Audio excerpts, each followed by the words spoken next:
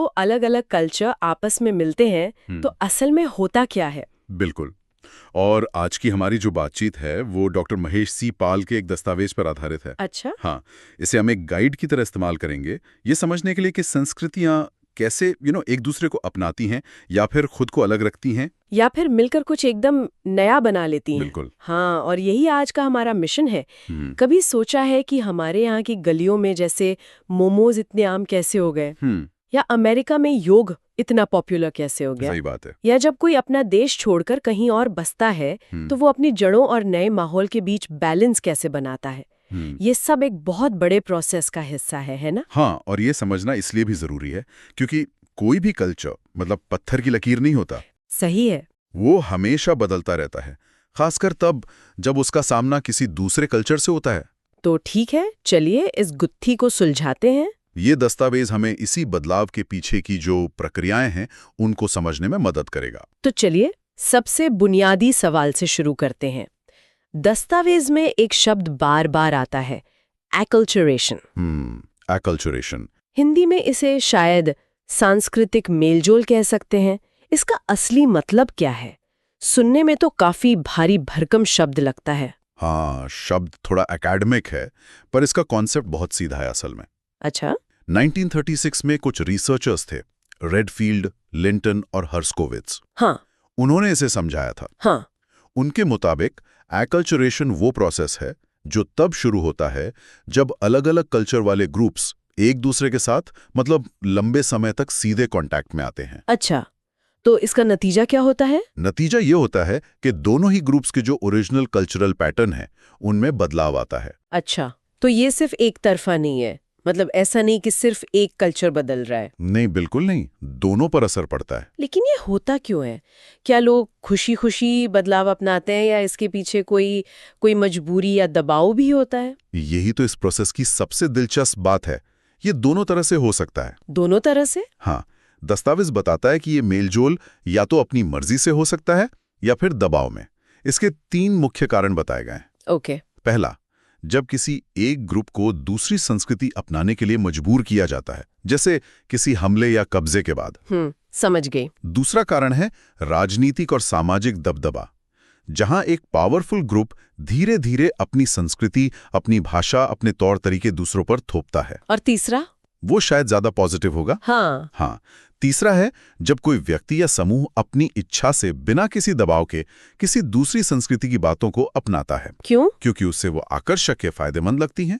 लेकिन क्या ये प्रक्रिया हमेशा शांति से होती है? मुझे तो लगता है कि जब दो कल्चर मिलते हैं तो टकराव और तनाव के चांसेस ज्यादा होते हैं।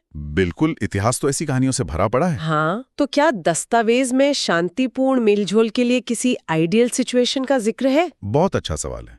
असल दुनिया में टकराव आम है, लेकिन दस्तावेज कुछ शर्तों का जिक्र करता है। क्या है वो शर्तें? पहली शर्त है कि दोनों ग्रुप्स के बीच गहरा और लगातार संपर्क हो, ऐसा नहीं कि कभी कभार मिल लिए। ठीक है। दूसरी, उनके कल्चर में थोड़ी बहुत समानता हो ताकि वो एक दूसरे की बातों को समझ सकें। और तीसरी, सबसे जरूरी, उनके लक्ष्य एक जैसे हों। लक्ष्य एक जैसे हों मतलब जब दोनों ग्रुप्स को लगे कि साथ मिलकर आगे बढ़ने में ही भलाई है तो मेलजोल आसान हो जाता है। समझ गई। खैर, अब जब हमें पता चल गया है कि ये क्या है और क्यों होता है, तो सवाल ये है कि ये होता कैसे है? क्या इसके लिए दो कम्युनिटीज का आस पड़ोस में रहना जरूरी है? जरूरी नहीं। दस्तावेज में इसके 2 तरीके बताए गए हैं। एक है डायरेक्ट यानी सीधा संपर्क, और दूसरा है इनडायरेक्ट। ओके, तो डायरेक्ट मतलब? डायरेक्ट तरीका वही है जिसके बारे में आप बात कर रही हैं। जब एक समुदाय दूसरे के बगल में आकर बस जाता है, वो एक ही बाजार इस्तेमाल करते हैं, एक दूसरे के त्योहारों में शामिल होते हैं। रोजमर्रा की जिंदगी। हाँ, रोजमर्रा की जिंदगी में कल्चरल लेन देन होता है। और इनडायरेक्ट तरीका वो कैसे काम करता है? इनडायरेक्ट तरीका आज की दुनिया में शायद ज्यादा पावरफुल है। अच्छा। ये होता है मास मीडिया के जरिए, फिल्में, म्यूजिक, इंटरनेट। हाँ, ये तो है। आज हमें कोरिया का कल्चर समझने के लिए कोरिया जाने की जरूरत नहीं है। सही बात है, के पॉप और के ड्रामाज ने वो काम कर दिया है। बिल्कुल। ये हमारी सोच, हमारे फैशन, यहाँ तक कि हमारे खाने पीने की आदतों पर भी असर डालता है, और वो भी बिना किसी डायरेक्ट कांटेक्ट के। कमाल है, मतलब सिर्फ नेटफ्लिक्स पर कोई शो देखकर भी हमारी संस्कृति में बदलाव आ सकता है। आ सकता है और आ रहा है। तो जब ये डायरेक्ट या इनडायरेक्ट संपर्क होता है तो इसके नतीजे क्या निकलते हैं? मतलब इस कहानी के अंत कितने तरह के हो सकते हैं? इसके हम कह सकते हैं कि मुख्य रूप से 4 बड़े नतीजे हो सकते हैं। 4? जी, ठीक है। पहला है असिमिलेशन, यानी पूरी तरह से घुल मिल जाना। असिमिलेशन। इसमें होता यह है कि जो माइनॉरिटी ग्रुप होता है वो धीरे धीरे डोमिनेंट ग्रुप जैसा बनने लगता है। वो उनकी भाषा, उनके रीति रिवाज, उनके वैल्यूज सब अपना लेता है। और अपनी पुरानी पहचान? समय के साथ अपनी पुरानी पहचान लगभग खो देता है। तो इसका मतलब ये भी हुआ कि असिमिलेशन की प्रक्रिया में कुछ खो भी जाता है। बिल्कुल। एक भाषा, एक स्वाद, एक कहानी, ये सिर्फ कुछ पाने के बारे में नहीं है बल्कि कुछ गंवाने के बारे में भी है। बिल्कुल सही पकड़ा आपने। ये एक बहुत बड़ा ट्रेड ऑफ है। अब दूसरा नतीजा इसके एकदम उलट है, जिसे सेपरेशन या पृथक्करण कहते हैं। Separation, okay. इसमें ग्रुप अपनी कल्चरल पहचान को बचाने की पूरी कोशिश करता है और दूसरे कल्चर से दूरी बनाकर रखता है। मतलब अपने ही समुदाय में रहते हैं, अपनी भाषा बोलते हैं। हाँ, और बाहरी कल्चर से कम वास्ता रखते हैं। जैसे कुछ देशों में कुछ समुदाय अपनी एक अलग बबल या दुनिया बनाकर रहते हैं ताकि उनकी पहचान बची रहे। बिल्कुल वही। तो एक में पहचान खो जाती है, दूसरे में उसे बचाने की जिद होती है।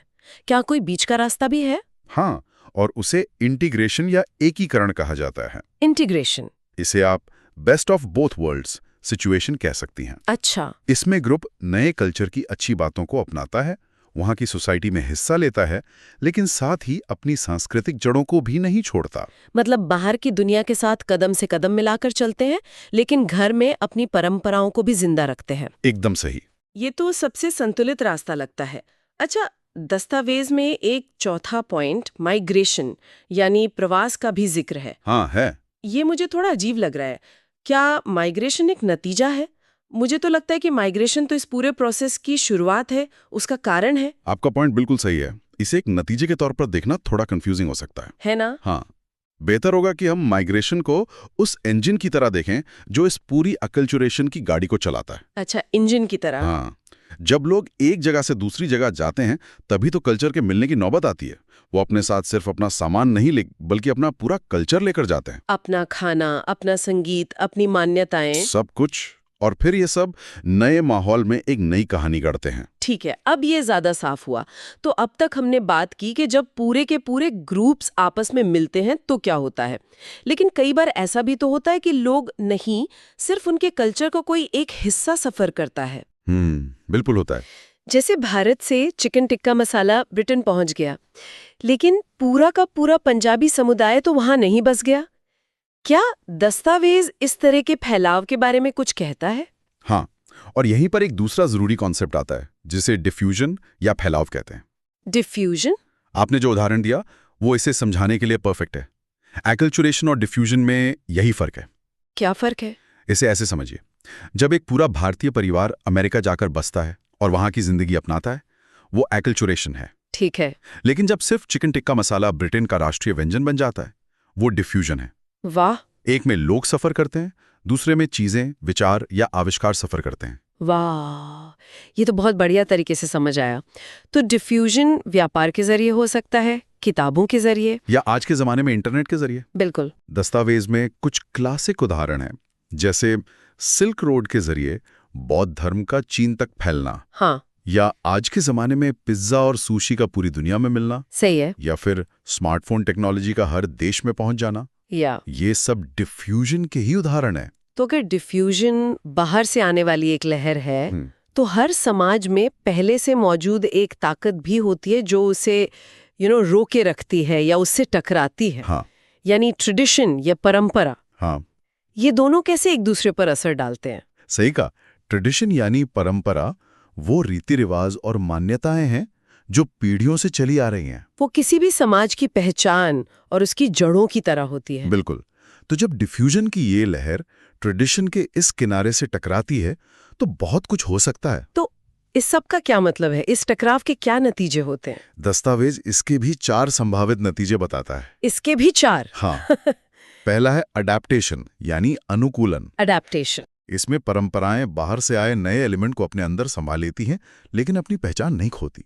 वो थोड़ी बदल जाती हैं और ज्यादा रिच हो जाती हैं। अच्छा, इससे एक नया कल्चरल मिक्स या खिचड़ी कल्चर बनता है। हाँ, बिल्कुल। जैसे भारत में हिंग्लिश का इस्तेमाल, जो हिंदी और अंग्रेजी का मिश्रण है, या फिर आपका शाही पनीर पिज्जा। बिल्कुल, शाही पनीर पिज्जा शायद किसी इटालियन को सदमा दे दे, लेकिन ये अडेप्टेशन का एक बेहतरीन उदाहरण है। सही है। तो दूसरा नतीजा क्या है? दूसरा नतीजा है कॉन्फ्लिक्ट एंड रेजिस्टेंस, यानी संघर्ष और प्रतिरोध।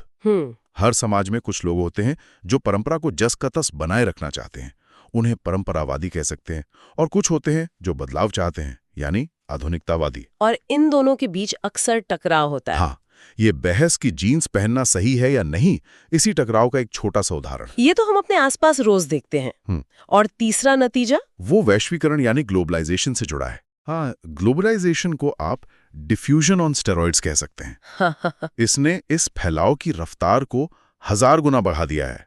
इंटरनेट, सस्ती उड़ानें, ग्लोबल मीडिया, इन सब ने संस्कृतियों के लेन देन को बहुत तेज कर दिया है। हाँ, इससे एक तरफ तो हमें दुनिया भर के कल्चर को जानने का मौका मिलता है, लेकिन दूसरी तरफ एक डर भी पैदा होता है। बिल्कुल, ये डर कि कहीं हमारी अपनी लोकल पहचान इस ग्लोबल सैलाब में बह ना जाए। और इसी डर की वजह से चौथा नतीजा सामने आता है ना, एक तरह का जवाबी हमला। एकदम। चौथा नतीजा है कल्चरल रिवाइवल, यानी सांस्कृतिक पुनरुद्धार। Cultural revival? जब लोगों को लगता है कि उनकी परंपराएं, उनकी भाषा, उनका पहनावा खत्म हो रहा है, तो उसकी प्रतिक्रिया में एक आंदोलन खड़ा हो सकता है। लोग अपनी जड़ों की तरफ लौटने की कोशिश करते हैं। हाँ, अपनी भाषा को बचाने के लिए एक कैंपेन चलाते हैं, अपने पारंपरिक त्योहारों को और ज्यादा धूमधाम से मनाते हैं। ये अपनी पहचान को फिर से जिंदा करने की एक कोशिश है। कुल मिलाकर आज हमने इन स्रोतों के जरिए एक बहुत ही गहरी यात्रा की है। हमने समझा कि एक्लचुरेशन तब होता है जब लोग सीधे संपर्क में आते हैं, और इसके नतीजे एसिमिलेशन मतलब घुल मिल जाना, सेपरेशन यानी अलग रहना, या इंटीग्रेशन यानी संतुलन बनाना हो सकते हैं। और हमने ये भी देखा कि डिफ्यूजन यानी विचारों और चीजों का फैलाव कैसे ट्रेडिशन यानी परंपरा से टकराता है। हाँ, जिससे या तो एडेप्टेशन यानी एक नया मिक्स बनता है, या कॉन्फ्लिक्ट होता है। और कई बार कल्चरल रिवाइवल मतलब जड़ों की ओर वापसी भी होती है। बिल्कुल। और ये सारी बातें आज की इस जुड़ी हुई दुनिया में एक बहुत बड़ा सवाल खड़ा करती हैं। क्या सवाल? जैसे जैसे टेक्नोलॉजी और माइग्रेशन हमें और नजदीक ला रहे हैं, क्या भविष्य में दुनिया की सारी संस्कृतियां मिलकर एक जैसी हो जाएंगी, एक तरह का ग्लोबल कल्चर बन जाएगा? या फिर इस मेलजोल से और भी ज्यादा नए, अनोखे और हाइब्रिड कल्चर पैदा होंगे? ये तो सोचने वाली बात है। ये बदलाव और परंपरा के बीच की एक अंतहीन रस्साकशी है, और भविष्य में इसका संतुलन कहाँ जाकर टिकेगा, ये देखना वाकई दिलचस्प होगा।